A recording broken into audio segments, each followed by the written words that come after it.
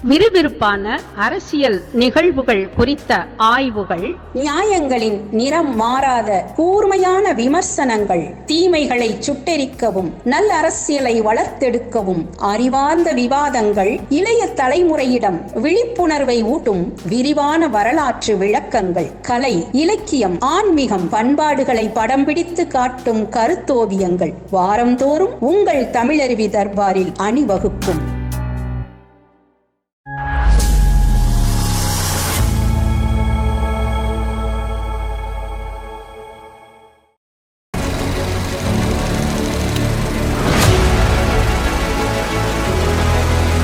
தமிழருவி தர்பார் நேயர்களுக்கு அன்பின் வணக்கம். மறக்க முடியாத திரைப்படங்கள் அந்த வரிசையில் இன்று ஒரு திரைக்காவியத்தை பற்றி பேச மரியாதைக்குரிய ஐயா திரு தமிழருவி மணியன் அவர்கள் வந்திருக்கிறார். அவரை வணங்கி வரவேற்போம். வணக்கம் ஐயா. வணக்கம் மேனா, மகிழ்ச்சி. ஐயா, இந்த பதிவுக்கு போகிறதுக்கு நம்ம முந்தைய பதிவை பற்றி எனக்கு என்னுடைய உறவினர்கள் பேசினதை உங்கள்கிட்ட பகிர்ந்துக்கலாம்னு நினைக்கிறேன் ஐயா. சொல்லுங்க. நம்முடைய சமூகம் திரைப்படங்களை வாழ்வியலோடு இணைத்து கொண்டாடுகிற சமூகமாக தான் இன்று வரையும் இருக்குது. நீங்கள் போன பதிவில் என் இளைய நண்பர்களுக்கு என்று விழித்து அட்ரஸ் பண்ணி இந்த சமூக விழுமியங்களை பற்றி சரியாக தெரிந்து கொள்ளணும்னா நீங்கள் பாகப்பிரிவினை போன்ற படங்களை பார்க்க வேண்டும் என்று ஒரு வேண்டுகோள் வைத்தீர்கள். அந்த வேண்டுகோள் ஒரு வகையில் ஒரு மறு வழியில் அது நிறைவேறி இருக்குன்னு தான் ஐயா சொல்லணும். எப்படின்னு கேட்டிங்கன்னா, என்னுடைய நண்பர்களில் பலரும் என்னுடைய உறவினர்களில் சிலரும் உங்கள் பதிவை பார்த்த பிறகு டிவியில் இந்த படத்தை போட்டு குடும்பத்தோடு பார்த்தார்களாம். இது கூட முக்கியம் இல்லை ஐயா. இன்னொன்னும் சொன்னாங்க, இந்த பதிவை நாங்கள் இந்த படத்தை முதல்ல பார்த்துருக்கோம், ஐயாவோட பேசிய பிறகு இந்த படத்தை பார்க்கும் பொழுது இதோட அர்த்தமும் அழகும் கூடித்தான் போயிடுச்சுன்னு ரொம்ப சிலாகித்து பேசினார்கள் ஐயா. அதை கேட்கும்போது மகிழ்ச்சியா இருந்தது. ரொம்ப மகிழ்ச்சி. நம்முடைய நோக்கமே அதுதானே மீனா. அதாவது உறவுகளை மையமாக வைத்து உருவான மிகச்சிறந்த படங்களை பற்றி தான் நாம் இந்த தொடரிலேயே பேச போகிறோம். ஏன்னா இன்றைக்கு உறவுகளுக்கு பெரிய அளவுக்கு மதிப்பு இல்லை. அதனால் எங்கேயோ இருந்த தமிழகம் இன்றைக்கு எங்கேயோ போய் விழுந்து கிடக்கிறது. அதுக்கு பல காரணிகள் உண்டு. அந்த காரணிகளில் முக்கியமான ஒன்று சினிமா. சினிமாவினுடைய செல்வாக்கு என்பது எல்லையற்றது. அதனால் சென்ற காலங்களில் குடும்ப உறவுகளை பேணி பராமரித்து பாதுகாப்பதற்காகவே எடுக்கப்பட்ட படங்கள் எத்தனையோ இருக்கின்றன. அந்த படங்களெல்லாம் அன்றைய சூழலில் கொண்டாடப்பட்டன, வெற்றி படங்களாக அமைந்தன, மிகப்பெரிய வசூலை பெற்று தந்தன. அது போன்ற படங்களை பற்றி தான் நாம் பேச போகிறோம். 60 வயதானவர்கள் 70 வயதானவர்கள் நாம் சொல்வதை கேட்டு இனி அந்த படத்தை பார்த்து அதனால் ஆகப்போவது ஒன்றும் இல்லை. 20 வயதில் நிற்கக்கூடிய என் இளைய நண்பர்கள் இது போன்ற படங்களை பார்க்கிற போது தான் இப்பொழுது வரக்கூடிய படங்களை பற்றிய புரிதல் அவர்களுக்கு சேரும். அதனால் நாம் குடும்ப உறவுகளை வைத்து நாம் படங்களை மக்கள் முன்னால் கொண்டு போய் சேர்ப்பதற்கு தான் இந்த தொடர். முதலில் கூட்டு குடும்பத்தை பற்றி நாம் பேசணும். அதுதான் பாகப்பிரிவினை. இப்போ நீங்கள் என்ன பேசலாம்னு நினைக்கிறீங்க ஐயா? தங்கையோடு பிறந்த அத்தனை அண்ணன்மார்களும் அல்லன்னா அண்ணனோடு பிறந்த அத்தனை தங்கைமார்களும் அன்றைய காலகட்டத்தில் பார்த்து மகிழ்ந்து அழுது கொண்டாடிய திரைப்படம் பாசமலர். எத்தனையோ திரைப்படங்கள் அதற்கு பிறகு அண்ணன் தங்கை உறவை சொல்ல வந்துவிட்டன. ஆனாலும் அந்த பாசமலர் ஏற்படுத்திய அந்த இம்பேக்டை வேற எந்த படமும் ஏற்படுத்தியதாக எனக்கு தெரியவில்லை ஐயா. அதற்கு என்ன காரணமாக இருக்கும் ஐயா? அதற்கு காரணம் அது ஒரு கூட்டு பொறுப்பில் உருவான படம்.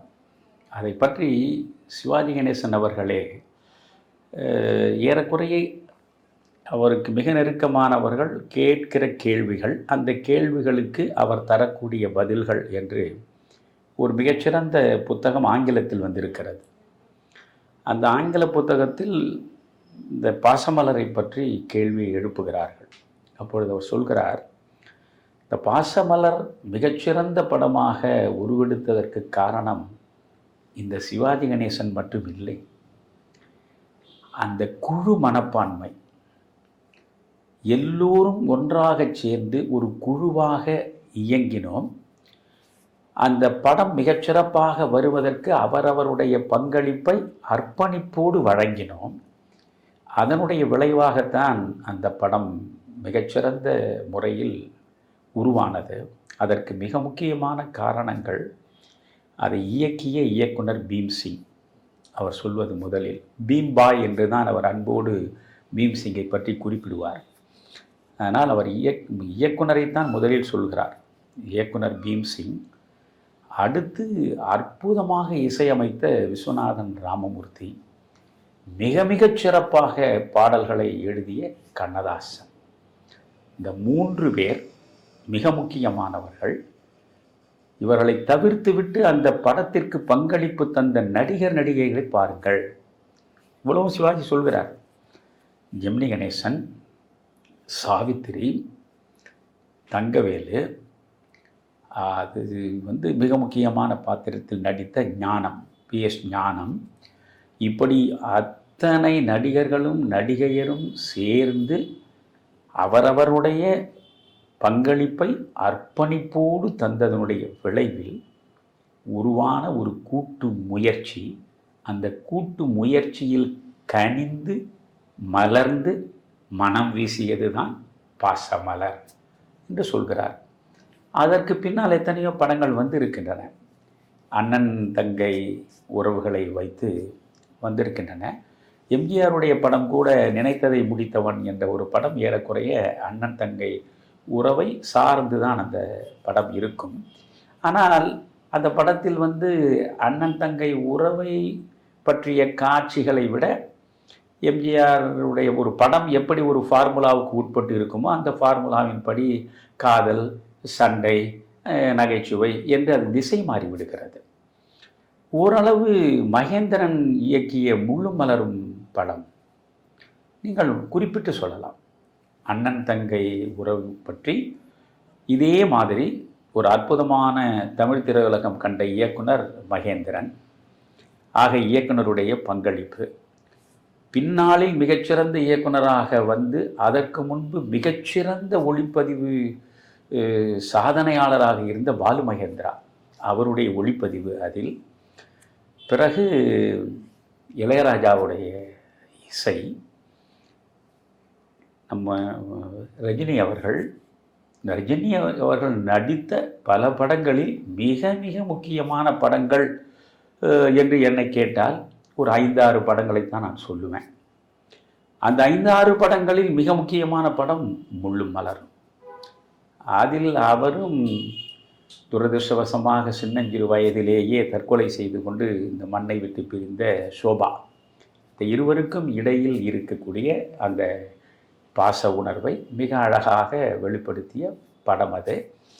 மற்றபடி இப்படி குறிப்பிட்டு சொல்லுகிறார் போல் மிகச்சிறந்த அளவுக்கு அண்ணன் தங்கை படங்கள் வரவில்லை.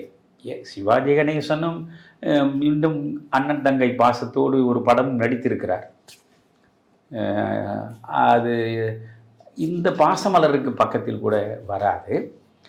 பாசமலர் என்பது தமிழ் திரையுலகத்தில் அது ஒரு சகாப்தம், அது ஒரு திருப்புமுனை, ஒரு மைல்ஸ்டோன் என்று சொல்லுவார்கள் இல்லையா, அது ஒரு திருப்புமுனை.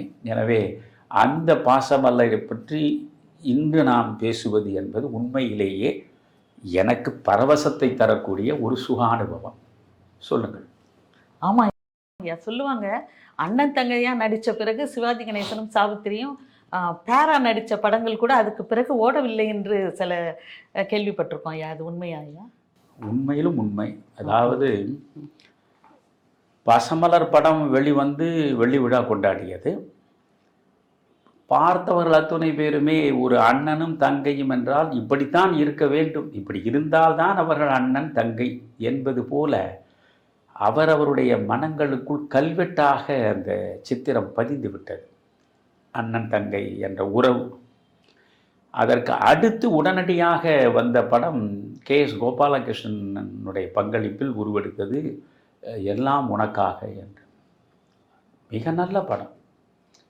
அதில் மலரும் கொடியும் பெண்ணென்பார், மதியும் நதியும் பெண்ணென்பார் என்று ஒரு கண்ணதாசனுடைய பாடல் எனக்கு மிகவும் பிடித்த சில பாடல்கள் அது ஒன்று. படமே மிகச்சிறப்பான படம்.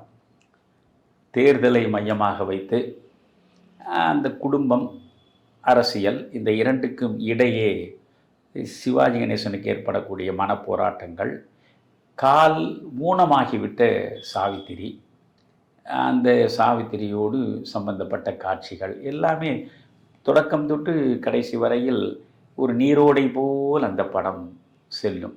ஆனால் அந்த படம் மிகப்பெரிய தோல்வியை சந்தித்தது. அதற்கு ஒரே காரணம், இப்பொழுதுதான் நாம் சிவாஜியை அண்ணனாகவும் சாவித்திரியை தங்கையாகவும் பார்த்து அந்த பாதிப்பிலிருந்து விடுபடவே இல்லை. இதற்குள் இவர்கள் இரண்டு பேரும் கணவன் மனைவியாக காட்சி தருகிறார்கள் என்கிற நிலையில் அந்த படத்தை ஒட்டுமொத்த தமிழக மக்களும் கைவிட்டு விட்டார்கள். ஒரு நல்ல படமே பரிதாபகரமான தோல்வியை சந்தித்தது என்றால் பாசமலர் எப்படிப்பட்ட பாதிப்பை பார்வையாளர்களிடம் கொண்டு சேர்த்தது என்பதை நீங்கள் புரிந்து கொள்ளலாம். நீங்கள் பாசமலரை பார்த்தாலே என்னை பொறுத்தவரையில் சிவாஜி கணேசன் ஏறக்குறைய 278 தமிழ் படங்களில் நடித்திருக்கிறார்.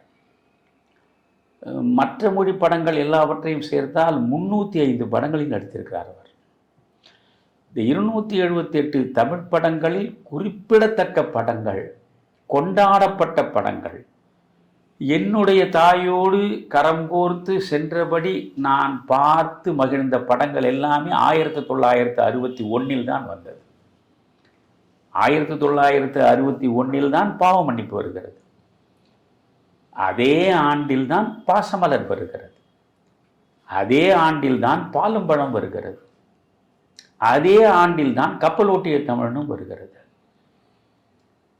நீங்கள் அந்த ஆண்டில் பார்த்தால் 2 வெள்ளி விழா படம், நீங்கள் பாவ மன்னிப்பு ஒரு வெள்ளி விழா படம், பாசமலர் ஒரு வெள்ளி விழா படம், பாலும் பழம் 100 நாட்களுக்கு மேல் ஓடிய ஒரு நல்ல படம். தொடர் வெற்றிகளை சந்திக்கிறார். 61 பாசமலருக்கு முன்பே பாவ மன்னிப்பு வெளிவந்து அது வெள்ளி விழா கொண்டாடிவிட்டது. இப்பொழுது பாசமலர் வருகிறது. வரிசையாக பதிபக்தியிலிருந்து தொடங்கி பதிபக்தி, பாகப்பிரிவினை, பாவ மன்னிப்பு, பாசமலர் என்று பாவரிசையிலேயே பீம்சிங்கினுடைய திரைப்படங்கள் வருகின்றன. பீம்சிங் சிவாஜி கணேசன் இணைந்தாலே அந்த படம் வெற்றி என்ற அளவுக்கு மக்களிடம் ஒரு அபிப்பிராயம் உருவெடுத்து விட்டது. எந்த அளவுக்கு என்றால், சிவாஜி நடிக்கிறார், பீம்சிங் இயக்குகிறார் என்று தினத்தந்தியில் ஒரு பக்க விளம்பரம் போட்டால் அடுத்த நாளே தமிழ்நாட்டில் உள்ள எல்லா ஏரியாக்களும் விற்றுவிடும். கையில் காசு வைத்து படம் எடுக்க வேண்டிய அவசியமே கிடையாது. எல்லா ஏரியாக்களும் விட்டுவிடும், விநியோகஸ்தர்கள் எல்லாம் பணத்தோடு வந்து விடுவார்கள் என்று சொல்லுகிற அளவுக்கு இந்த இருவருடைய இணைப்பில் வெற்றி படங்களாக வலம் வரத் தொடங்கின. அதில் ஒன்று பாசமலர். பாசமலரை பொறுத்தவரையில் நீங்கள் முதற் காட்சியிலிருந்து கடைசி காட்சி வரையில் ஒவ்வொரு காட்சியையும் உணர்வு பூர்வமாக நீங்கள் பார்க்க வேண்டும். அதை ஏதோ ஒரு படம் என்று நான் சொல்லவே மாட்டேன். அது ஒரு பொழுதுபோக்கு படம் இல்லை. நீங்கள் அதில் எப்படிப்பட்ட அந்த பாத்திர வார்ப்பு, அது மலையாள படத்தயாரிப்பாளராகவும் எழுத்தாளராகவும் இருந்த கொட்டாரக்கரா என்பவருடைய கதை அது. அந்த கொட்டாரக்கரா குடும்ப படங்களை எடுப்பதில் தனித்துவத்தோடு பீம்சிங் விளங்குகிறார் என்பதனால் இது ஒரு அற்புதமான குடும்ப கதை, இதை நீங்கள் எடுத்து பாருங்கள் என்று கொடுக்கிறார். கதையை கொட்டாரக்கராவிடமிருந்து வாங்கி கொண்டார்கள். வாங்கி இதை சிவாஜி கணேசனிடம் சொல்கிற பொழுது சிவாஜி கணேசனுக்கு அந்த படம் ரொம்பவும் பிடித்து விட்டது. அந்த திரைக்கதை ரொம்ப பிடித்து விட்டது. பிறகு சிவாஜி, ஜெமினி, சாவித்திரி என்று முக்கியமான பாத்திரங்களுக்கான நடிகர்கள் தேர்ந்தெடுக்கப்பட்டு விட்டார்கள். இப்பொழுது இன்னொன்று சொல்கிறேன். பாசமலர் வெற்றிக்கு விஸ்வநாதன் ராமமூர்த்தியினுடைய பாடல்கள் முக்கிய பங்களிப்பை தந்திருக்கின்றது. கண்ணதாசனுடைய பேனாவுக்கு முக்கிய பங்களிப்பு இருக்கிறது. பீம்சிங் அதை எப்படி காட்சிப்படுத்தி கதையை கொண்டு வந்து நம்மிடம் சேர்த்தார் என்பது மிக முக்கியமான வெற்றிக்கான பங்களிப்பு. இவை எல்லாவற்றையும் சொன்ன நான் ஒன்றை மறந்து விட்டேன். அதுதான் ஆரூர் தாஸின் வசனம். அந்த படம் முழுவதும் ஆரூர் தாஸின் கொடிகட்டி பரப்பார் வசனத்தை. நீங்கள் பராசக்தி, மனோகரா போன்று கலைஞருடைய அந்த இலக்கிய தமிழில் மோனையும் எதுகையும் துள்ளி விளையாடுகிறார் போல் அந்த வசனங்களை கேட்டு கேட்டு பழகிவிட்ட காது. இது ஒரு சமூக படம், ஒரு குடும்ப படம், உறவுகளை மையமாக வைத்து பின்னப்பட்ட படம். அந்த படத்தின் ஒவ்வொரு காட்சியிலும் ஆரூர் தாஸ் எழுதியிருக்கிற வசனம் இருக்கிறது, அவ்வளவு அற்புதம். இந்த ஆரூர் தாஸ் ஒவ்வொருவருக்கும் ஒரு வாய்ப்பு எப்படி கிடைக்கிறது என்பதை பொறுத்து தான் அவருடைய திறமை உலகத்தின் பார்வையில் சேரும். உலகத்தின் பார்வைக்கு வராமலேயே இறுதி வரை வாழ்ந்து இறந்து விடுகிற எத்தனையோ திறமைசாலிகள் உண்டு, அவர்களெல்லாம் வெளிப்படுவதில்லை. இந்த ஆரூர் தாஸ் தேவர் பிலிம்ஸுக்கு வசனம் எழுதி கொண்டிருந்தார். தேவர் வாழ வைத்த தெய்வம் என்று ஒரு படத்தை எடுத்தார். அந்த படத்திற்கு அதில் ஜெமினி கணேசன் நடித்திருப்பார். ஜெமினி கணேசன் சரோஜா தேவி என்று நினைக்கிறேன் அந்த படத்தின் நாயக நாயகியார். அந்த படத்தில் ஆரூர் தாஸ் வசனம். ஆரூர் தாஸுடைய வசனம், அந்த வசனத்தை நடிகருக்கு அவர் சொல்லிக் கொடுக்கும் விதம் ஜெமினி கணேசனை கவர்ந்தது. ஜெமினி கணேசன் இந்த மனிதனுடைய வசன ஆற்றலை சாவித்திரியிடம் பகிர்ந்து கொள்கிறார். பிறகு ஜெமினி கணேசன் சாவித்திரியை ஆரூர் தாஸ் போய் சந்திக்கிறார்.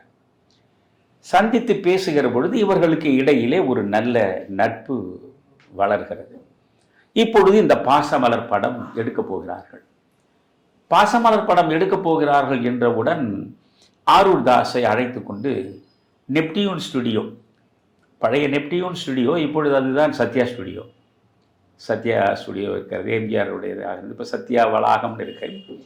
அந்த ஸ்டுடியோவில் மேக்கப் ரூமில் சிவாஜி கணேசன் அமர்ந்திருக்கிறார். ஜெமினி கணேசன் ஆரூர் தாஸை அழைத்து கொண்டு உள்ளே போகிறார்.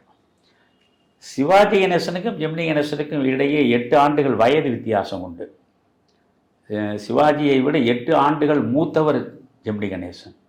ஆனால் இருவருமே நீ வா போ, டாய் போடா வாடா என்று ஏகவசனத்தில் தான் இருவரும் பேசிக்கொள்வார்கள். அந்த அளவுக்கு நெருக்கமானவர்கள். இதில் ஒரு வேடிக்கை என்னவென்றால், ஜெமினி கணேசன் தொடக்க காலத்தில் ஜெமினி ஸ்டுடியோவில் காஸ்டிங் என்று சொல்லுவார்கள், காஸ்டிங் டிபார்ட்மெண்ட், நடிப்பு கலையில் கவனம் செலுத்தி யாரெல்லாம் மிகச்சிறப்பாக நடிக்கக்கூடியவர்களோ அவர்களை தேர்ந்தெடுத்து எஸ்.எஸ். வாசனிடம் அறிமுகப்படுத்துகிற வேலையைத்தான் ஜெமினி கணேசன் அப்பொழுது செய்து கொண்டிருந்தார். அப்பொழுது அவரிடம் நடித்து வாய்ப்பை கேட்பதற்காக போனவர் தான் சிவாஜி கணேசன், அப்படி போனவர் தான் சாவித்திரி, அப்படி போனவர் தான் சந்திரபாபு. இப்படி இவர்களெல்லாம் நடிப்புக்கு வாய்ப்பு கேட்டு போன இடத்தில் இருந்தவர் ஜெமினி கணேசன். பிறகு ஜெமினி கணேசன் இவரும் மிக நெருங்கிய நண்பர்களாகிவிட்டார்கள். இந்த ஆரூர் தாஸை இவர் அறிமுகப்படுத்துகிறார். உடனே ஆரூர் தாஸை பார்த்த உடனே சிவாஜி கணேசன் எந்த ஊர் என்று கேட்கிறார். நான் திருவாரூர். ஓ, நீ ஆரூரானா? ஏனென்றால் ஏற்கனவே கலைஞர் இருக்கார் இல்லையா, கலைஞர் எப்பொழுதுமே சிவாஜி கணேசன் மூணாக்கானா என்று தான் பேசுவார். ஓ, மூணாக்கானா ஒரு ஆரூரான், நீ ஒரு ஆரூரானா? இரத்த கண்ணீருக்கு எழுதிய திருவாரூர் தங்கராசு, அவர் மிக புகழ்பெற்ற மனிதராக திராவிட கழகத்தில் இருந்தவர். ஆக 3 பேர் திருவாரூரில் இருந்து வசனகர்த்தாக்களாக வெற்றி கொடியை நாட்டியவர்கள். பார்த்த பிறகு சொல்கிறார், ரொம்ப இளையவனாக இருக்கிறாய் நீ, இந்த படம் மிக முக்கியமான படம், இதை பீம்சிங் என்கிற பெரிய டைரக்டர் டைரக்ட் செய்கிறார், நான் நடிக்கிறேன், ஜெமினி நடிக்கிறார், சாவித்திரி நடிக்கிறார், பேனர் பெரியது, இயக்குனர் பெரியவர், நடிகரெல்லாம் பெரியவர்கள், கண்ணதாசன் எழுதுகிறார், விஸ்வநாதன் ராமமூர்த்தி இசையமைக்கிறார்கள். இப்படிப்பட்ட படத்தில் வசனம் எழுத வேண்டும் என்றால் அதற்கு ஒரு பெரிய ஆள் தான் தேவை, உன்னை எப்படி நம்பி நாங்கள் வாய்ப்பு கொடுப்பது அப்படின்னு சொல்கிறாரு. உடனே இவர் மடல் பெரிது தாழை மகிழ் சிறிது கந்தம் உடல் சிறியர் என்றிருக்க வேண்டா கடல் நீர் பெரிது மண்ணீரும் ஆகாது அதன் அருகே சிற்றூரல் உண்ணீரும் ஆகிவிடும். வெண்பாவை எடுத்து விட்டார். ஆள் அசந்து போயிட்டார் சிவாஜி கணேசன். ஏடா ரொம்ப படிச்சிருக்கியோ அப்படின்னு சொல்லிட்டு, சரி ஒரு வாய்ப்பை கொடுக்குறோம், நீ இந்த காட்சிகளை எழுதி பார்க்கலாம் அப்படின்னு. அதில் உண்மையில் சொல்கிறேன் மீனா, நீங்கள் பட தொடக்கத்திலிருந்து கடைசி வரை வசனம் வந்து உங்களை அந்த மாதிரி கவனிக்க வைக்கும். பாத்திரங்கள் பேசுவது, அந்த ஒவ்வொரு பாத்திரமும் அவர்கள் பேசுகிற வசனத்தின் மூலமாகத்தான் உங்களுக்கு உள்ளே வந்து சேருகிறார்கள். அந்த மாதிரியான வசனங்கள் அந்த படத்துல. அந்த வசனங்களை பார்த்து வியந்த சிவாஜி கணேசன் 28 படங்கள், சிவாஜி தான் நடித்த 28 படங்களில் ஆரூர்தாஸை வசனம் எழுதி வைத்தார். அந்த அளவுக்கு பாதிப்பை உருவாக்கிய படம் என்றால் நீங்கள் அந்த படத்தை பார்க்க வேண்டும். இப்பொழுது நான் பேசிக்கொண்டிருக்கிறேன், இதை கேட்டுக்கொண்டிருக்கிற, இதை பார்த்து கொண்டிருக்கிற இளைய சகோதரர்கள், என் இனிய இளைஞர்கள் பார்த்து விட்டு சொல்லட்டும். இன்றைக்கும் படங்கள் வருகின்றன, எந்த படத்திலாவது ஏதாவது ஒரு வசனம் உங்களுக்கு பஞ்ச் டயலாக் என்று எதையோ பேசுவார்கள், அது ஒரு போக்கிரித்தனமாக ஏதோ ஒன்று இருக்கும். ஆனால் இப்படி வசனங்கள் உங்களுக்குள்ளே ஊடுருவி சென்று உங்களையே புரட்டி போடுகிறார் போல. ஒரு பாத்திரம், ஒரு காட்சி, ஒரு இடம் என்பதே கிடையாது. தொடக்கத்தில் சிவாஜி சாவித்திரியை காட்டுவதிலிருந்து கடைசியில் சிவாஜி சாவித்திரி இறக்கிற வரையில் காட்சிகளாக படம் நகர்ந்து கொண்டே இருக்கும். ஆனால் ஒவ்வொரு பாத்திரமும் பேசுகிற வசனம் இருக்கிறதே, அற்புதம் அற்புதம். அந்த படத்தில் எத்தனையோ காட்சிகள் எனக்கு பிடிக்கும். அந்த ஸ்ட்ரைக் நடக்கும் இல்லையா, ஜெமினி கணேசன் வந்து பேசுவார்ல கூட, நீங்க பெரிய ஆள் தான் இல்லையா, அந்த காட்சி எனக்கு ரொம்ப ரொம்ப பிடிக்கும். அந்த வசனங்களுக்கு ஈடு இணை இல்லவே இல்லை. அது ரொம்ப நான் விரும்பி விரும்பி 2-3 தடவை போட்டு பார்த்தேன். அந்த நடிப்பும் சரி, அவர் ஜெமினி கணேசனை விட சிவாஜியா, இல்லை சிவாஜியோட ஜெமினி கணேசனா, இல்லை காட்சி அமைப்பா, எது சிறந்ததுன்னே சொல்ல முடியாத அளவுக்கு எனக்கு ரொம்ப வியப்பை தர்றீங்க நீங்க. நான் ரொம்ப வியக்கிறேன். ஏனென்றால் அந்த படத்திலேயே நான் வந்து திரும்ப திரும்ப விரும்பி விரும்பி பார்த்த காட்சி. யூடியூபில் கூட எப்பொழுதாவது பாசமலர் படத்தை நான் போட்டால் இந்த ஒரு காட்சியை திரும்ப திரும்ப போட்டு பார்ப்பேன். அதில் வந்து அதுதான் சிவாஜி. முதலில் ஒரு ஏழை மில் தொழிலாளியாக அவர் வருகிறார். அப்படி வருகிற பொழுது ஒரு சோற்று குடுவையை கையில் எடுத்துக்கொண்டு தான் அவர் மில்லுக்கு போவார். அப்பொழுது அவர் நடந்து போகிற நடையை பாருங்கள். சின்ன அண்ணாமலை பின்னால் சிவாஜி அகில இந்திய சிவாஜி ரசிகர் மன்றத்துக்கு தலைவராக இருந்திருக்கிறார். எனக்கு மிக நெருக்கமானவர் அவர். அந்த சின்ன அண்ணாமலை வந்து ஒரு முறை சொன்னார், நீங்கள் வந்து ஒவ்வொரு கடையில் போய் ஒவ்வொரு பொருள் வாங்குவீங்க, சிவாஜி என்பவர் வந்து அவர் நடை ஷாப்பே வச்சிருக்காரு, நீங்கள் எந்த நேரத்தில் எந்த நடை வேணாலும் வாங்கிக்கலான்னு அவர் நமக்கு நகைச்சுவையாக சொல்வார். இந்த படத்தில் ஒரு மில் தொழிலாளியாக அவர் முதலில் ஒரு பாத்திரத்தில் சோற்றை ஏற்றி வருகிற பொழுது நடக்கிற நடை நான் சொன்ன பிறகு நீங்கள் ஒவ்வொன்றாக பாருங்கள். அது ஒரு சாதாரண மனிதன், சமூகத்தில் நாம் சந்திக்கிற ஒரு மிகச் சாதாரண மனிதன் எப்படி நடந்து போவான், அதே மாதிரி அவர் நடப்பார். அவரே மில் முதலாளி ஆகிவிடுகிறார். ராஜு என்கிற அந்த மில் தொழிலாளி ராஜசேகரன் ஆகிவிடுகிறார். ராஜசேகரன் என்று ஆன பொழுது அறிமுக காட்சி, அவர் மாடியிலிருந்து இறங்கி வருவார். அந்த கோட்டும் சூட்டுமாக மாடியிலிருந்து அப்படியே இறங்கி பின்னால் அவருடைய வேலையாள் உதவியாளர் அவர் வருகிற பொழுது அந்த நடை, அது அது அற்புதமான ஒரு நடையை இங்கே காட்டுவார்.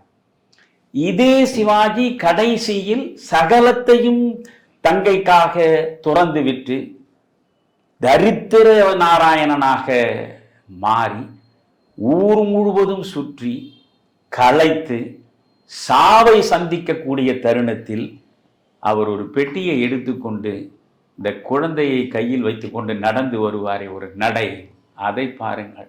ஒரே சிவாஜி ஒரு படத்தில் 3 காட்சிகளில் 3 விதமாக அந்தந்த நிலையில் எப்படி நடக்க வேண்டும். அதுதான் ஒரு சாதாரண மில் தொழிலாளி அந்த சாதாரண நடை, ஒரு மில் ஓனர் முதலாளி என்கிற பொழுது அந்த முதலாளிக்கே உரிய ஒரு கர்வம், ஒரு ஆணவம், ஒரு கம்பீரம் அவ்வளவும் தென்படுகிறார் போன்ற ஒரு நடை.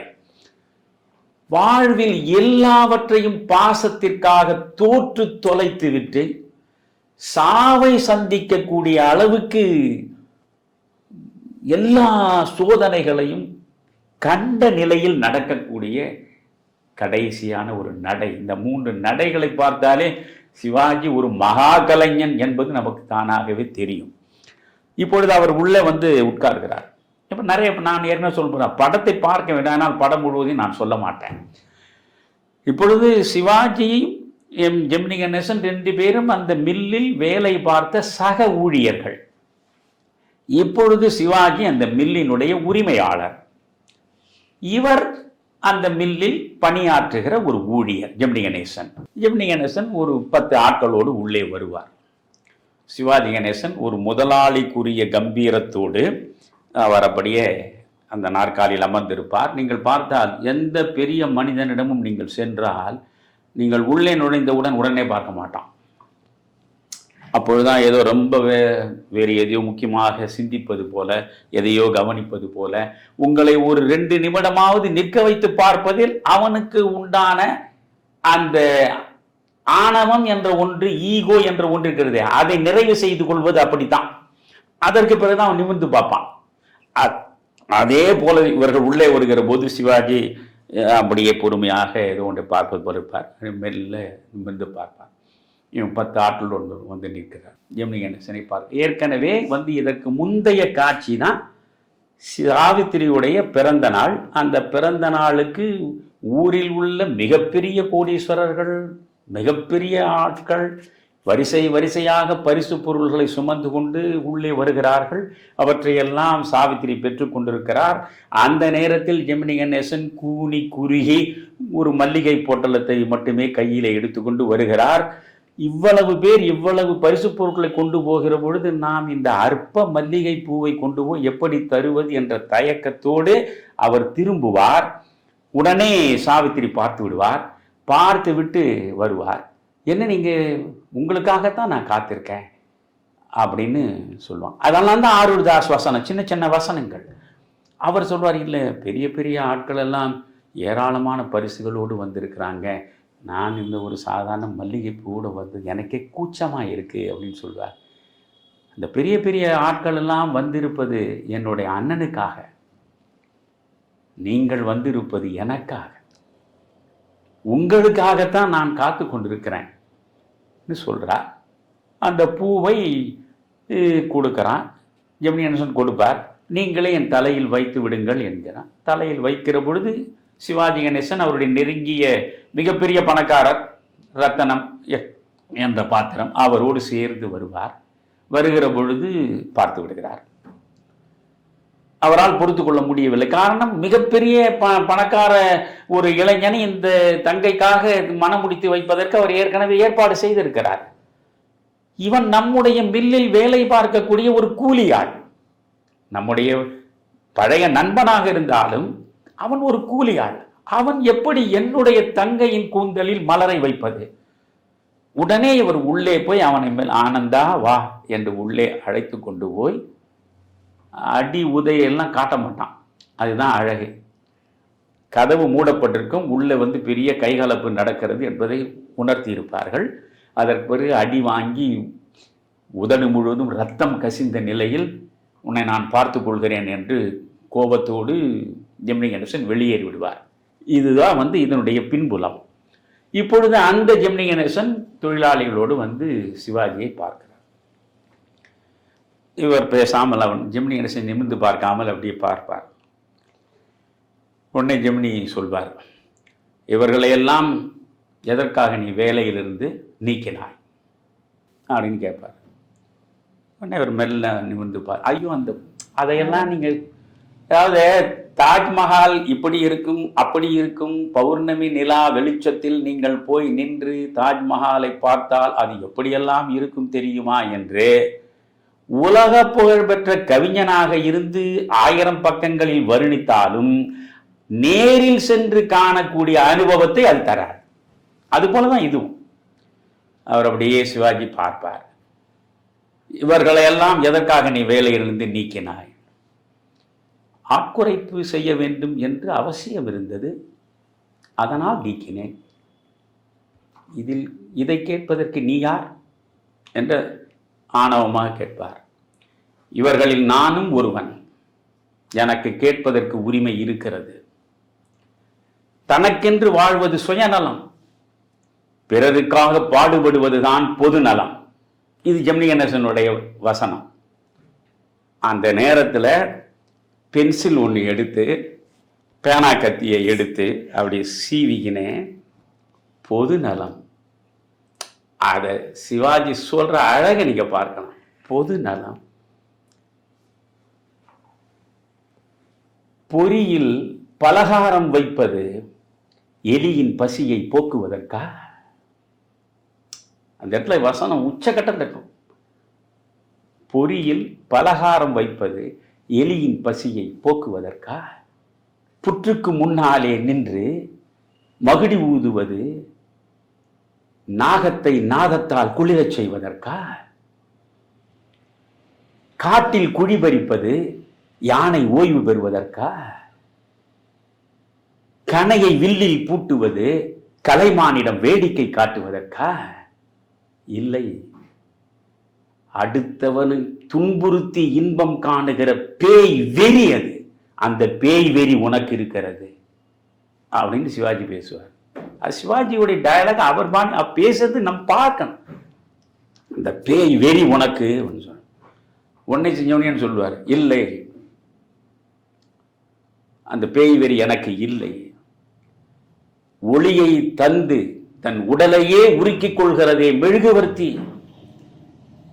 நறுமணத்தை கொடுத்து தன் உருவத்தையே சிதைத்துக் கொள்கிறதே ஊதுவத்தி, தேய்ந்து தேய்ந்து மனத்தை தருகிற சந்தன கட்டையை போன்றவன்தான் தியாகியும் பொதுநலவாதியும். அதை நீ புரிந்து கொள் அப்படின்னு ஜெமினி கணேசன் இவரிடம் சொல்லுவாரு. அப்படி அவர் சொல்ற பொழுது சொல்லுவார், உன்னோடு சக ஊழியனாக வேலை பார்த்தவன் இந்த அளவுக்கு உயர்ந்து விட்டானே என்ற வயிற்றெரிச்சல் உனக்கு, அந்த வயிற்றெரிச்சலில் நீ பேசுகிறாய் அப்படின்னு சிவாஜி சொல்லுவார். உன்னை ஜெமினி கணேசன் சொல்றது, ஒரு செடி நீர் இல்லாமல் கருகிவிட்டது என்பதற்காக நீரை பெற்று வளர்ந்திருக்கிற இன்னொரு செடியை பார்த்து எரிவது கிடையாது. அது ரொம்ப அழகான இடம், அது எரிவது கிடையாது.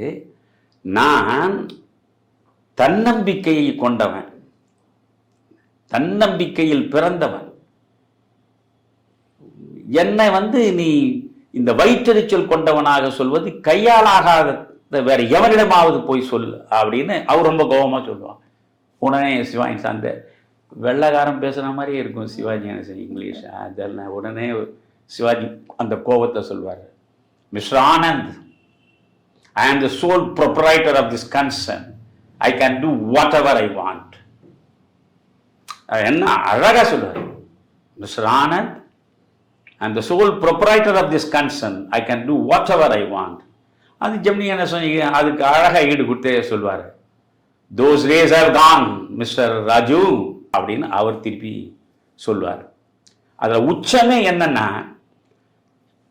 இவ்வளவு சொன்ன பிறகு சிவாஜி பேசுவாரு, ஆனந்தா, ஒன்றை நன்றாக நினைவில் வைத்துக்கொள். இந்த ஆலை முழுவதும் எரியக்கூடிய மின்சார விளக்குகள் அனைத்தையும் நீ அணைத்து விட்டாலும் ஒரு ஓரத்தில் அகல் விளக்கு எரிந்து கொண்டிருக்குமே, அந்த அகல் விளக்கினுடைய அற்ப ஒளியில், இந்த அற்ப ஒளியில் அற்ப மனிதர்கள் யாரும் இல்லாமல் தனியாக ஒரு உருவம் இங்கும் அங்குமாக ஓடி உழைத்துக் கொண்டே இருக்கும். அந்த உருவம்தான் இந்த ராஜு. என்ன காட்சி அது, என்ன வசனம். அந்த ரெண்டு பேரும் அது போல அந்த படம் முழுவதுமே ஏராளமான காட்சிகளை வரிசையாக சொல்லிக்கொண்டே போகலாம். எனக்கு ரொம்ப ரொம்ப பிடித்தது, நீங்க அந்த படம் குறிப்பாக எந்த ஒரு நிகழ்ச்சியை தரக்கூடிய படமாக இருந்தாலும் என் இதயம் தாங்காது. நான் விம்மி விம்மி அழுவேன். அழுது கொண்டே தான் படம் பார்ப்பேன். புலோட்டிய தமிழனை பார்த்தால் நான் நெஞ்சியை பிடிச்சிப்பேன் பல இடத்துல, என்னால் தாங்க முடியாது. அதில் ரொம்ப எனக்கு பிடித்த காட்சி, இவர் சிவாஜி கணேசன் சாவித்திரிக்காக பெரிய இடத்து சம்பந்தத்தை பேசி முடித்து விட்டு வருகிறார். அது இந்த பெரிய இடம்தான் நம்பியார், என்ஜினியர். நம்பியார் ரொம்ப நீங்கள் சொல்கிற மாதிரி சட்டிலா, ரொம்ப இயல்பா, அவருடைய பாத்திரத்தின் தன்மை அறிந்து அளவாக நடித்திருக்கக்கூடிய படம் அது. அவருடைய தங்கை எம்என் ராஜம். எம்என் ராஜம் எப்பொழுதுமே நன்றாக நடிக்கக்கூடிய ஒரு சிறந்த நடிகை. இப்பொழுது எம்என் ராஜத்தை இவருக்காகவும் இவருடைய தங்கை சாவித்திரியை நம்பியாருக்காகவும் பேசி முடித்து விட்டு வந்திருக்கிறார். வருகிற பொழுது அவர் ராதா ராதா என்றுதான் தன் தங்கையின் பெயரை உச்சரித்து கொண்டே உள்ளே வருவார். அப்பொழுது அவருடைய பணியாளர் கண்ணன், அவர் பெயரை உண்மையில் கண்ணன் தான், அவர் தொடர்ந்து சிவாஜி கணேசனோடு இறக்கும் வரையில் உடன் இருந்தவர். அந்த கண்ணனை பார்த்து ராதா எங்கே என்று கேட்பார். அவர் தயங்குவார். ஏன் தயங்குற, ராதா எங்கே குரலை உயர்த்தி கேட்பார். இல்லை, தோட்டத்தில் பேசிக்கொண்டிருக்கார். யாரோடு பேசிக்கொண்டிருக்கார்? ஆனந்தனோடு பேசிக்கொண்டிருக்கார். ஆனந்தன் காதலன் தெரியறதில்ல. உடனே அந்த ஆனந்தனை முடித்து விடுவது என்று வேக வேகமாக படியேறி துப்பாக்கியை எடுத்துக்கொண்டு வருகிறார். அந்த காட்சியில சாவித்திரியின் நடிப்பு ஒரு பக்கம், சிவாஜி கணேசனுடைய முகபாவம் இன்னொரு பக்கம், ரெண்டுக்கும் இடையில் ஆரூர் தாஸினுடைய வசனம் ஒரு பக்கம். மறக்க முடியாத காட்சி அது. இவன் ரொம்ப கோபமாக ஜெமினி கணேசனை சுட்டு விடுவது என்ற முடிவோடு துப்பாக்கியை எடுத்துக்கொண்டு வருகிற நிலையில் தான் அவன் நீ என்னோடு புறப்பட்டு வா, இந்த வீட்டை விட்டு விட்டு என்னோடு, நான் உனக்கு வேண்டும் என்றால் நீ என்னோடு புறப்பட்டு வான்னு சொல்ற பொழுது, என்னுடைய அண்ணனை விட்டு விட்டு என்னால் வர முடியாது. அப்போ அவர் சொல்ற இடத்த ஆரூர் தாஸ் எழுதியிருப்பாரு. இளம் பருவத்திலிருந்தே என்னை ஒரு தாய் போல் வளர்த்தவர் என் அண்ணன். ஓயாமல் உழைத்து என் தேவைகளையெல்லாம் நிறைவேற்றிய தந்தைக்கு நிகரானவர் என் அண்ணன். என் அண்ணன் தான் எனக்கு தெய்வம். என் அண்ணனை புறக்கணித்து விட்டு உன்னோடு வர வேண்டும் என்ற நிலை இருக்குமானால் அந்த காதலே எனக்கு தேவையில்லைன்னு சொல்லுவான். எவ்வளவு கோபத்தோடு வந்த மனிதன். இந்த தங்கை நம்மீது கொண்டிருக்கிற பாசத்தினால் தன்னுடைய காதலையே புறந்தள்ளக்கூடிய அளவுக்கு இருக்கிறாள். அதை உணர்ந்த அந்த நேரத்தில் கண்களிலிருந்து கண்ணீர் அப்படியே வழியும். அதை வேறு எந்த படத்தை நீங்க பார்த்துக்க முடியாது. துப்பாக்கி என்பது ஒரு வன்முறையின் சின்னம். அது இந்த துப்பாக்கியை வைத்துக்கொண்டு இந்த கன்னத்தில் வழியக்கூடிய கண்ணீரை அப்படியே மெல்ல துடைக்கிற அந்த இடம், அங்கே சிவாஜி கணேசனுடைய முகபாவம், அங்கே சாவித்திரி உணர்ச்சி ததும்ப ஜெமினி கணேசனிடம் இந்த காதலை மறுதளிக்கும் இடம், ஈடு இணையற்ற ஒரு படம் அது. அந்த காட்சி என்னை ரொம்ப கவர்ந்தது. அதே போல அந்த வீட்டுக்குள்ளேயே பிறகு திருமணம் முடிந்து இவர்கள் எல்லாரும் இருக்கிற நிலையில் கொஞ்சம் பிரச்சனைகள் உருவெடுத்து விடும். அந்த பிரச்சனைகள் உருவெடுத்த உடனே ஜெமினி கணேசன் சாவித்திரியை கன்னத்தில் அறைந்து விடுவார். தன் கண் எதிரில் தான் உயிராக போற்றி அவளையே உயிராக பாவிக்கிற அந்த தங்கையை அவன் கை நீட்டி அடித்து விட்டான் என்ற கணத்திலேயே அந்த ஜெமினி கணேசன் மீது சிவாஜி கணேசன் பாய்ந்து உருண்டு அவரை தாக்குகிற அந்த இடம் இருக்கு பாருங்க. அப்படி உருண்டு ஒருவர் அடித்துக் கொள்கிற நிலையில் சாவித்திரி, அண்ணா இதில் உங்களுக்கு எந்த விதமான அதிகாரமும் கிடையாது. அவர் என் கணவர், அவருக்கு அடிப்பதற்கு எல்லா உரிமையும் உண்டு. இதில் நீங்கள் தலையிடுவதற்கு உங்களுக்கு எந்த உரிமையும் இல்லை என்று சொன்னது மட்டும் இல்ல, என் குடும்பத்தில் தலை நீட்ட உங்களுக்கு உரிமை இல்லைன்னு சொல்லுவான். இந்த ஜெமினியோட புரண்ட மனுஷன் அப்படியே பின்னால திரும்பி இந்த ரெண்டு கையை தரையில் அப்படி மூடிக்கின்னு ஒரு பார்வை பார்ப்பான் பாருங்க. அவரு சாவித்திரியை பார்ப்பாரு. என் உயிர், என் ஆன்மா அனைத்தையுமே உனக்காக அர்ப்பணித்து, உன்னை தவிர இந்த உலகில் வேறு எந்த உறவும் எனக்கு இல்லை என்ற புரிதலோடு வாழக்கூடிய என்னை நீ யார் என்று கேட்டிருக்காய். அங்க வசனமே இருக்காது. இதையெல்லாம் நாம வசனம் இல்லை, முகம் பேசுகிறது. சிவாஜியினுடைய கண்கள் பேசுகின்றன. சிவாஜிக்கு கண்கள் தான், போன பதிவிலே நான் சொல்லியிருக்கேன், அந்த கண்கள் யாருக்கும் அப்படி அமையாது. அந்த முகபாவம் அப்படியே பார்ப்பார், அந்த உடல் மொழி, அது என்ன காட்சி அது, அப்படி சொல்லிக்கொண்டே போகலாம். அதில் அந்த கடைசி காட்சி என்பது, அதை பற்றி சிவாஜியும் எழுதியிருக்கிறார், ஆரூர்தாஸ் ரொம்ப விரிவாக எழுதியிருக்கிறார். சிவாஜி வென்ற சாம்ராஜ்யம் என்று ஒரு புத்தகமே சிவாஜியை பற்றி ஆரூர்தாஸ் எழுதியிருக்கிறார். அதில் அவர் இந்த பாசமலரை பற்றி பேசுகிற பொழுது, இப்பொழுது நீங்களும் உங்கள் தங்கையும் இறக்கக்கூடிய கடைசி காட்சி என்று அந்த காட்சியினுடைய தன்மையை பீம்சிங் சிவாஜியிடம் விளக்குகிறார். சிவாஜியிடம் அதை ஆரூர்தாஸ் எழுதுகிறார், சிவாஜியிடம் விளக்கினார்கள். அன்று ஒரு நாள் முழுவதும் சிவாஜி உணவை எடுத்துக்கொள்ளவில்லை. அதாவது ஒரு பாத்திரத்திற்கு உயிர் கொடுப்பதற்கு தன்னை எப்படியெல்லாம் வருத்தி கொண்டிருக்கிறான். ஆரூர்தாஸ் ஒரு வரி எழுதியிருக்காரு, ரொம்ப அழகு. சிவாஜி கணேசன் கலை உலகில் நடித்து பிழைத்ததை விட உழைத்து பிழைத்தது தான் அதிகம். அதாவது நீ நடிக்கிறது ஒரு பிழைப்பா இருக்கலாம், ஆனா அவருக்கு அது பிழைப்பு இல்லை, அதுதான் அவர் ஜீவன், அதுதான் அவருடைய உயிர், அதுதான் அவருடைய ஆன்மா. எனவே அதற்காக உயிரையும் ஆன்மாவையும் கொடுத்து ஒவ்வொரு பாத்திரத்திலும் தன்னை இணைத்து கொண்டு அந்த பாத்திரமாகவே மாறி அது நடிப்பதெல்லாம் சாதாரண செய்தி இல்லை. அதனால் அவர் நாள் முழுவதும் உணவருந்தவில்லை. உடனே அவர் என்ன சொல்கிறார், அந்த சாய்வு நாற்காலி மாதிரி இருக்காது தான் அவர் படுத்து கடைசியில் கண் மூடணும். அவர் போய் அங்கே படுத்துடுறார். படுத்துட்டு அவருடைய உதவியாளரை கூப்பிட்டு, இந்த ஷூட்டிங் ஆரம்பிக்கிற வரைக்கும் என்னை யாரும் தொந்தரவு பண்ணக்கூடாது. சிவாஜி ஃபிலிம்ஸ்லேருந்து ஏதாவது கையெழுத்து கேட்க என்னிடம் வந்தாலும் அவர்களை அனுமதிக்காதீங்க. 2 பேர் மட்டும்தான் என்கிட்ட வரலாம். ஒன்று வசனம் எழுதுகிற ஆரூர்தாஸ் ஏதாவது சொல்லணும்னா என்கிட்ட வரலாம், அல்லது இயக்குகிற பீம்சிங். மற்றபடி யாரும் என்னை தொல்லை கொடுக்கக்கூடாதுன்னு சொல்லிட்டு அவர் அப்படியே சாய்ந்து கொண்டு இந்த கடைசி காட்சியில் எப்படி நடிப்பது அவர் சொல்லிடுறாரு. கிளிசரின் எனக்கு தேவையில்லைன்றாரு. கண்களில் கிளிசரின் போட்டால் தானே கண்ணீர் வரும். கிளிசரின் எனக்கு வேண்டாம், என்னை தனியாக விடுங்கள்னு சொல்லிட்டு அவர் தனியாகவே அந்த செட்டில் அந்த காட்சியை எடுக்கிற வரையில் அப்படியே இருக்கார். படுத்த நிலையிலே நீங்கள் பார்த்தீங்கன்னா அந்த படுத்த நிலை தெரியும். அதற்கு பிறகு சாவித்திரி உள்ளே நுழைகிற காட்சி.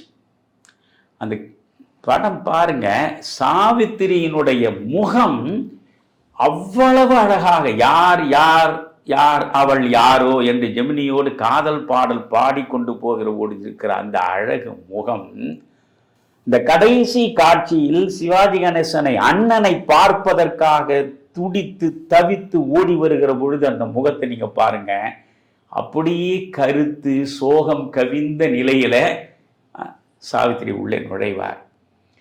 அப்படி அந்த நுழையிற காட்சி சிவாஜி தன்னுடைய நேர்காணலில் சொல்றாரு, நான் அந்த இடத்தில் எப்படி நடிப்பது, என் சோகத்தை எப்படி வெளிப்படுத்துவது, எப்படி கண்ணீர் விடுவது என்று திரும்ப திரும்ப திரும்ப யோசித்து பார்த்தேன்.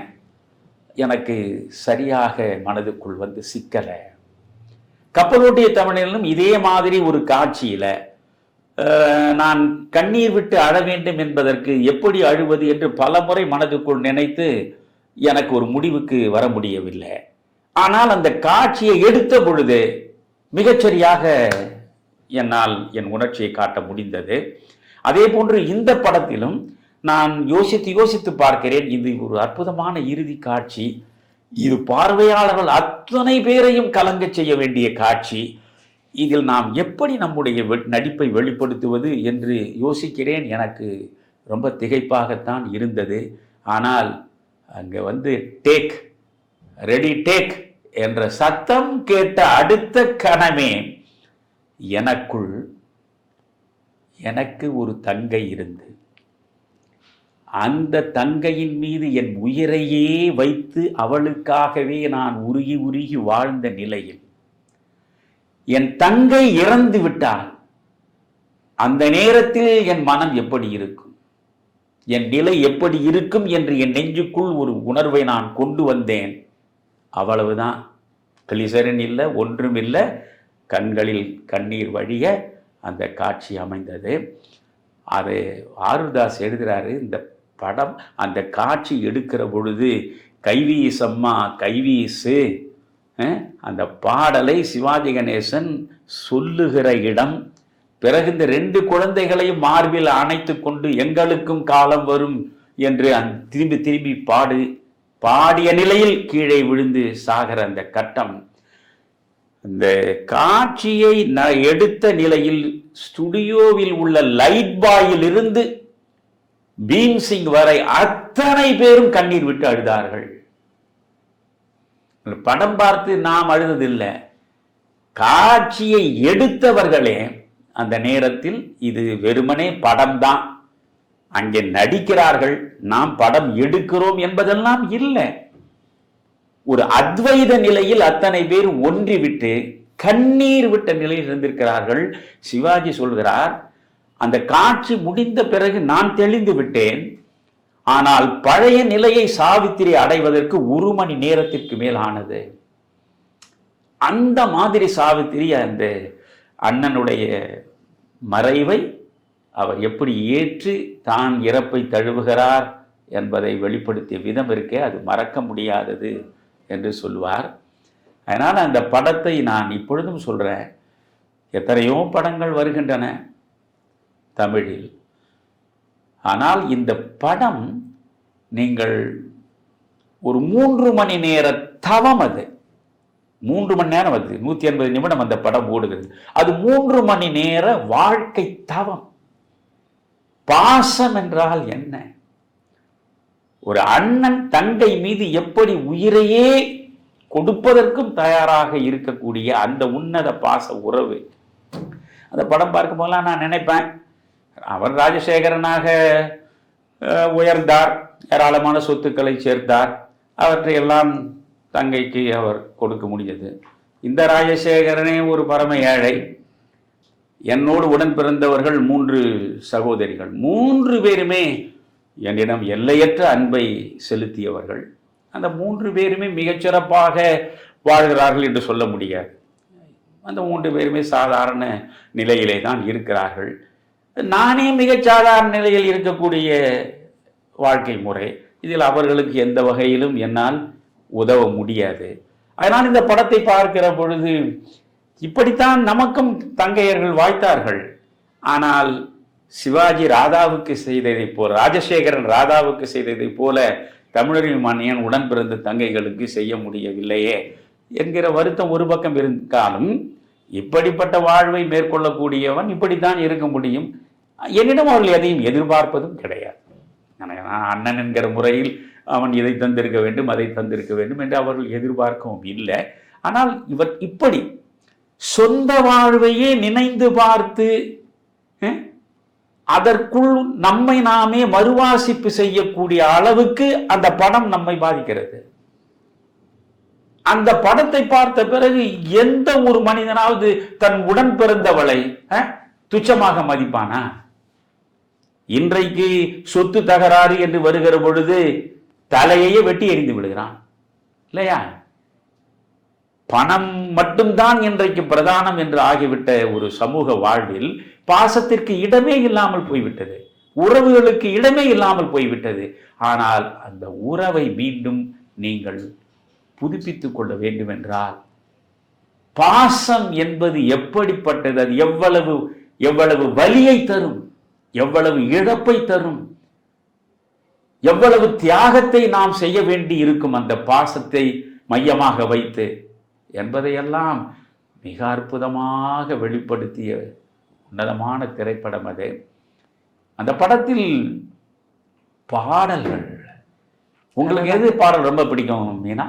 ஐயா, நீங்கள் எப்பவுமே என்ன சொல்லுவீங்கன்னா, ஒரு திரைப்படத்தோட வெற்றியை தூக்கி நிறுத்துறதே அந்த திரை இசை பாடல்கள்பீங்க. இதனால தான் அந்த காலத்தில் கண்ணதாசனோட திரை இசை பாடல்களுக்காக தவம் இருந்தார்கள் இந்த தயாரிப்பாளர்கள்னு. அவங்க வீட்டு வாசல்ல வரிசை கட்டி நிற்கும் கார்கள், கம்பெனி கார்கள் அவர் வரவுக்காகன்னு சொல்லியிருக்கீங்க.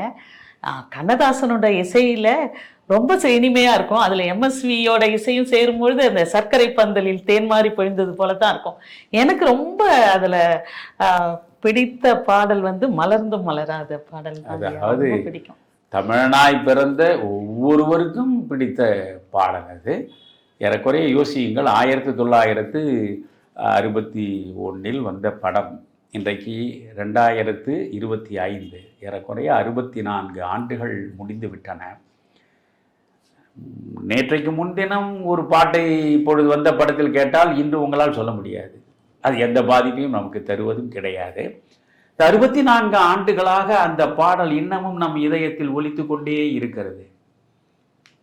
அந்த இசை, அந்த பாடல் வரிகள், நீங்கள் முதல் பாடல்லையே நீங்க பாருங்க, அந்த எங்களுக்கும் காலம் வரும், காலம் வந்தால் வாழ்வு வரும், வாழ்வு வந்தால் அனைவரையும் வாழ வைப்போமே, அந்த கருத்துகளே பாருங்க இவ்வளவு அழகா போறது. சுயநலமே இல்லை.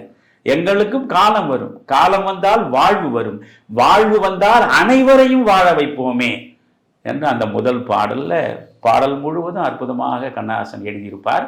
ரொம்ப சிறப்பாக டிஎம்எஸ் சுசீலா பாடியிருப்பார்கள். நல்ல இசை அமைத்திருப்பார் விஸ்வநாதன் ராமமூர்த்தி. அது ஒன்று.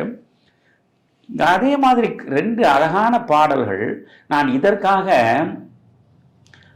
ராக்கி என்று இது இந்தியிலே வந்தது இந்த படம். அதில் இசையமைத்தவர் ரவி. இந்தி திரைப்பட உலகில் மிக புகழ்பெற்ற இசையமைப்பாளர்களில் ஒருவர் ரவி. நான் எப்பொழுதுமே இந்தி திரைப்பட பாடல்களை மொழியே தெரியாமல் இதயம் முழுவதும் ஈடுபட்டு விரும்பி விரும்பி கேட்கக்கூடிய ஒரு வித்தியாசமான மனிதன். உடனே நேற்று அந்த ராக்கி படத்துக்குள்ள, ஏனென்றால் நேற்றே நீங்கள் சொல்லிவிட்டீர்கள் நான் பாசமலரை தான் கேட்க போகிறேன் பார்க்க உங்களிடம் சொன்னீங்க. இது ராக்கியில் எப்படி அசோக்குமார் நடித்திருக்கிறார், எப்படி பாடல்கள் இருக்கின்றன என்று பார்த்தேன். அசோக்குமார் இந்திய திரைப்பட உலகத்திலேயே மிக சிறந்த நடிகரில் ஒருவர். கொடிகட்டி வாழ்ந்தவர், 90 வயது வரை வாழ்ந்தவர். அவர் 1930களின் தொடக்கத்திலிருந்தே அவர்தான் முதல் சூப்பர் ஸ்டார். அவ்வளவு பெரிய நடிகர், பலதரப்பட்ட பாத்திரங்களை ஏற்று மிகச்சிறப்பாக நடித்திருக்கக்கூடிய மனிதர் அவர். அவர் நடிப்பையும் நான் பார்க்கிறேன், அது ஒரு மிகச்சிறந்த நடிப்பு தான். ஆனால் எனக்கு என்னவோ சிவாஜியை பார்த்து பார்த்து பார்த்து மனதை பறிகொடுத்து விட்ட நிலையில் இவர்கள் நடிக்கவில்லையே என்றுதான் தோன்றுகிறது. அது ஏனென்றால் என்னதான் அவர்கள் சிறப்பாக நடித்தாலும் அவர்களை மீறி நிற்கக்கூடிய ஆற்றல் சிவாஜியிடம் இயல்பாகவே இருந்திருக்கிறது. அதனால் இந்த பாடல்களை எல்லாம் ரவி இசையமைத்த பாடல்லாம் கேட்டேன். அந்த பாடல்கள் ரொம்ப சாதாரணமாக இருக்கும். ரவி ஒரு மிகச்சிறந்த இசையமைப்பாளர், பாடல் நன்றாகத்தான் இருக்கும். ஆனால் இதில் அது எங்களுக்கும் காலம் வரும் பாடல் விடுங்க, 2 பாடல் பாருங்கள். ஒன்று ஜெமினி கணேசனும் சாவித்திரியும் திருமணம் முடிந்த பிறகு அவர்கள் கொடைக்கானல் பகுதியில் தான் அந்த ஷூட்டிங் நடந்திருக்கும். யார் யார் யார் அவள் யாரோ என அந்த பாடலில் என்ன இலக்கிய நயத்தோடு கண்ணதாசன் எழுதியிருப்பார். அதை அந்த பாடல் முழுவதையும் சொல்வதென்றால் இப்போ நேரம் அது ஒரு தனி கதையாக போகும். அது ஒரு அற்புதமான பாடல். எனக்கு இந்த விபிஎஸ் உடைய குரல் மீது ஒரு பெரிய மயக்கம். அப்படியே வெல்வெட்டு துணியின் மீது கை வைத்தால் அது எப்படி வழுக்கி கொண்டே செல்லுமோ அதுபோல் அந்த குரல், அது அவ்வளவு மென்மையாக நம்ம இழுத்துக்கொண்டே போகக்கூடிய ஒரு குரல் விபிஎஸ். விபிஎஸ் சுசீலாவுடைய அந்த பாடலும் அழகான பாடல். பிறகு சிவாஜி திருமணம் முடிந்த முதலிரவு காட்சிக்கு சிவாஜியும் எம்என் ராஜமும் அவர்கள் ஒரு அறைக்குள் இருப்பார்கள். அந்த அறைக்கு வெளியே ஜெமினி கணேசனும் சாவித்திரியும் இருப்பார்கள். ஜெமினி கணேசன் சித்தார் வாசிப்பார், சாவித்திரி பாடுவார். மயங்குகிறாள் ஒரு மாது, தன் மனதுக்கும் செயலுக்கும் உறவும் இல்லாது. அதுதான் கண்ணதாசன். நீங்கள் மயங்குகிறாள் ஒரு மாது என்ற அந்த வார்த்தை கடைசியில் முடிகிற போது அந்த ஓசை நயத்தோடு அடுத்து 2வது வரியில் வந்து ஒரு வார்த்தை உட்கார வேண்டும். அது எவ்வளவு இயல்பாக வந்து உட்காருகிறது என்று பாருங்கள். மயங்குகிறாள் ஒரு மாது தன் மனதுக்கும் செயலுக்கும் உறவுமிலாது என்று ஒரு அற்புதமான பாடலை கண்ணதாசன் அங்கே வழங்கியிருப்பார். அந்த காட்சி இப்படி கண்ணதாசன் எழுதிய ஒவ்வொரு பாடலும் ஆழ்ந்த அர்த்தமுள்ள மிகச்சிறந்த பாடல்களாக பாசமலரில் இடம்பெற்றிருப்பதை நாம் பார்க்கிறோம். இன்று வரையில் இந்த பாடல்களை கேட்கிற பொழுதெல்லாம் நம்முடைய இதயம் முழுவதும் அப்படியே ஒரு ஒரு என்ன சொல்வது, அதை அப்படி ஒரு இன்பம், அப்படி ஒரு அமுதத்தை அள்ளி பருகிய ஒரு சுகம் இந்த பாடல்களை கேட்கும் பொழுது நமக்கு கிடைக்கிறது. அது எல்லாவற்றையும் விட வாராயன் தோழி வாராயோ என்பது அது எக்ஸ்ட்ராடினரி. அதாவது அதை நீங்கள் எத்தனை முறையும் கேளுங்க, அந்த காட்சியையும் பாருங்க. விரசமே இல்லாமல் நீங்கள் வந்து ஒரு முதலிரவு வரையிலும் கொண்டு போய் நிறுத்துகிற அந்த பாடலை நீங்கள் பாருங்க. தமிழ் இலக்கியத்தில் இடக்கர் அடக்கல் என்று ஒன்று உண்டு. அந்த இடக்கர் அடக்கலுக்கு நீங்கள் சரியான சான்று வேண்டுமென்றால் இந்த பாடலை நீங்கள் மீண்டும் மீண்டும் போட்டு கேட்கலாம். இப்போ இடக்கர் அடக்கல்னா விரசமான ஒரு காட்சியை சொல்ல வருகிற பொழுது கூட விரசம் தெரியாமல் சொல்லக்கூடிய நிலை தான் இடக்கர் அடக்கல்னு. இப்போது சிலப்பதிகாரம் படிச்சிங்கன்னா கோவலனும் கண்ணகியினுடைய முதலிரவு காட்சியே சொல்லுவான். அப்போ கோவலனும் கண்ணகியும் எப்படி இணைந்தும் பிணைந்தும் இருந்தார்கள் என்பதை சொல்லுகிற பொழுது இளங்கோடிகள் சொல்றார், தாரும் மாலையும் முயங்கிற்று, ஒரு வரியிலே முடிச்சிட்டார். தார்னால மாலை தான், தாரும் மாலையும் முயங்கிற்று என்று ஒரு வரி. இதுதான் இடக்கர் அடக்கல். அது மாதிரியான இடக்கர் அடக்கலோடு நீங்கள் இந்த வாராயன் தோழி வாராயோ பார்க்கலாம். இந்த பாட்டு தான் எல்ஆர் ஈஸ்வரிக்கு மிகப்பெரிய இடத்தை அதற்கு பின்னால் தேடி கொடுத்த பாடல். அந்த பாடலும் நல்ல பாடல் தான். நீங்கள் சொன்ன மாதிரி மலர்ந்தும் மலராத பாதி மலர் போல வளரும் விழிவண்ணமே, வந்து விடிந்தும் விடியாத காலை பொழுதாக விளைந்த கலையன்னமே, நதியில் விளையாடி கொடியில் தலை சீவி நடந்த இளம் தென்றலே, வளர் பொதிகை மலை தோன்றி மதுரை நகர்கண்டு பொலிந்த தமிழ் மன்றமே. என்ன வரிகள்! அது சிவாஜியே நெகிழ்ந்து நெகிழ்ந்து பல இடங்களில் அதை குறிப்பிட்டிருக்கார். நதியில் விளையாடி கொடியில் தலை சீவி நடந்த இளம் தென்றலே, இவன் தாண்டா கவிஞன் அப்படின்னு சிவாஜி சொல்லியிருக்காரு. அதில் கூட அந்த உறவினுடைய மேன்மையை அவ்வளவு அழகாக அந்த பாட்டில் கொண்டு வந்திருப்பார். யானை படை கொண்டு சேனை பலவென்று ஆள பிறந்தாயடா, புரியுதா? அதை அந்த சொல்லிட்டு அடுத்து சொல்றது, தங்கை மகளை மனம் கொண்டு வாழ்வில் நலம் கண்டு வாழ பிறந்தாயடான். அங்க கூட இந்த தங்கை மகளை நீ மனம் கொள்ளணும் என்பதுதான் அங்க முக்கியம். அதே போல அந்த அம்மா பாடும்போதும் தங்க கடியாரம் வைரமணியாரம் கொண்டு மனம் பேசுவார் வரும். அவர் தங்கை மகளான மங்கை எனக்காக உலகை விலை பேசுவார். அங்க கூட எவ்வளவு தூரம் அண்ணனை பற்றி அவர் நினைக்கிறார். இந்த தங்கை மகளான மங்கை உனக்காக உலகை விலை பேசுவார். அந்த இடத்துல நீங்க அற்புதம், இதுவரையிலும் நீங்க ரசிக்கலன்னா இப்போ ரசிங்க. அந்த இடத்துல இந்த உலகை விலை பேசுவார்னு இந்த அம்மா சொல்றதுக்கு முதல் 3 வரியை சிரிச்சுட்டே பாடுவாங்க.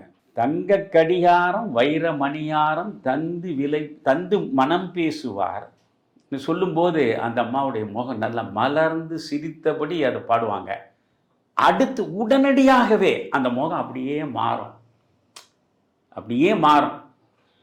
அதே போல சிவாஜி என்ன அந்த முதல் 2 வரி பாடும் பொழுது யானை படை கொண்டு சேனை பலவென்று பாடும்போது இருக்கிற அந்த முகத்தினுடைய அழகு அடுத்த 2 வரி வரும் பொழுது அப்படியே மாறும். அந்த முகத்தை ஒரு நொடியில் மாற்றுகிற, இன்பத்தையும் துன்பத்தையும் நொடியில் காட்டுகிற அந்த பாவம் இருக்க, ஒருவரை ஒருவர் மிஞ்சக்கூடியதாக அது இருக்கும்.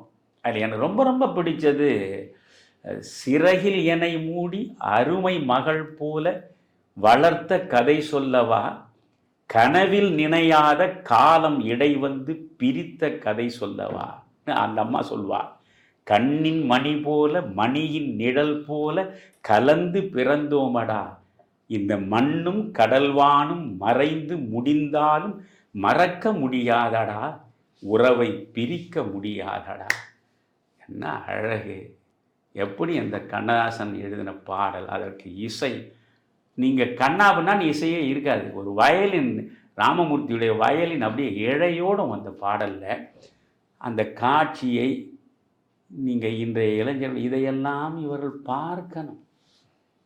எப்பேற்பட்ட அற்புதமான திரைப்படங்களை இந்த தமிழ் திரையுலகம் படைத்திருக்கிறது. அவற்றையெல்லாம் பார்க்காம வெறுமனே இந்த போதைப் பொருள் கடத்துவது, அதுக்கு பிறகு அவன் சம்மட்டி எடுத்து அடிப்பது, இவன் கத்தி எடுத்து குத்துவது, முதல் காட்சியிலிருந்து கடைசி காட்சி வரைக்கும் துப்பாக்கியை எடுத்து டுப்புன்னு சுடுவது, இதை தவிர எதுவுமே இல்லை.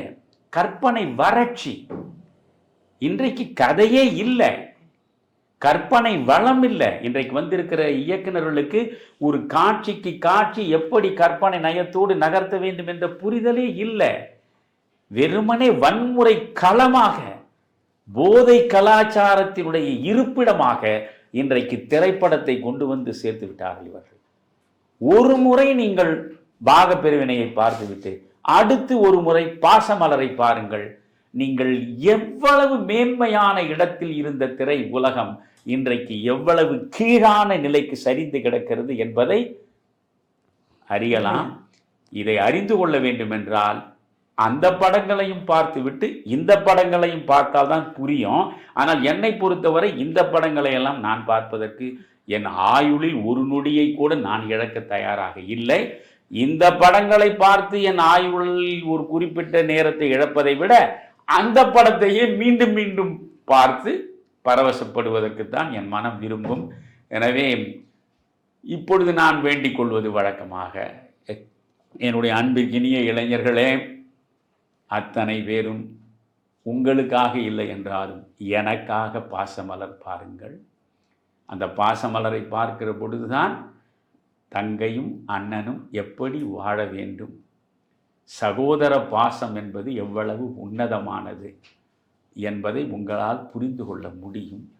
100 புத்தகங்களை படித்தாலும் பெற முடியாத பாச அனுபவத்தை இந்த ஒரு படத்தின் மூலம் நீங்கள் அடைய முடியும் என்று நான் சொல்ல விரும்புகிறேன். அந்த படம் முழுவதும் பார்க்கும்போது நமக்கு அண்ணன் தான் எல்லா தியாகத்தையும் பண்ணுறாரு, எல்லா தியாகத்தையும் தங்கைக்காக பண்ணிட்டாருன்னு நினைப்போம். ஐயா, அந்த கடைசி சீனில் நீ இல்லைன்னா எனக்கு இந்த உயிரே வேண்டான்னு இறந்து போகும்போது அந்த சாவித்திரி எங்கேயோ போய் நல்ல தண்ணி வராதவங்க அழகாக சொல்றீங்க. அது காரணம் என்னன்னா, ஒரு பெண் இன்னொருவனுக்கு மனைவியாகிவிட்ட நிலையில் அந்த குடும்பத்தில் ஒரு மிக மோசமான பெண்மணி அந்த குடும்பம் முழுவதையும் ஆட்டி படைப்பவளாக இருக்கக்கூடிய நிலையில் இவளால் எதையும் செய்ய முடியவில்லை.